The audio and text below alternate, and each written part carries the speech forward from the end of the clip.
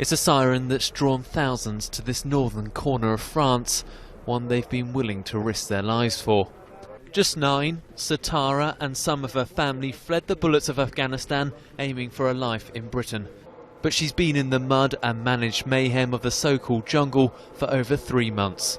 It's very, it's not so good situation, and it's a really bad situation. But now there's concern it could be about to get worse.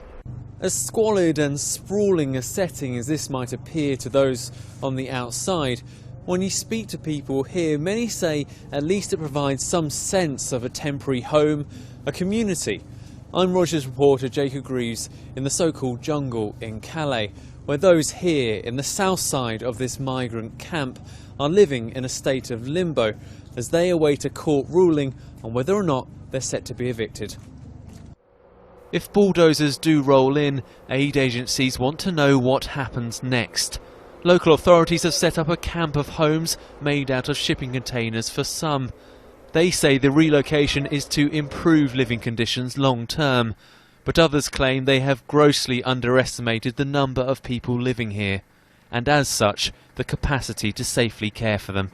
Camps will pop up all across northern France, we predict. These will be very difficult for us to provide aid to. It will involve people living in tents rather than shelters, once again, in the middle of winter.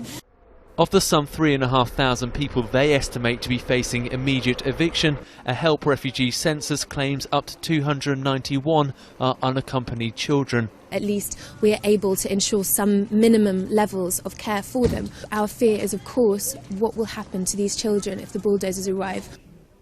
Satara made it here safely with some of her family, but her future is far from certain. Many have shunned the idea of relocation in France, fearing it'll end their dream of reaching Britain. A hope shared by one small but assured 9-year-old. So you want to study science and English in the UK? Yeah. And in future I want to be a doctor.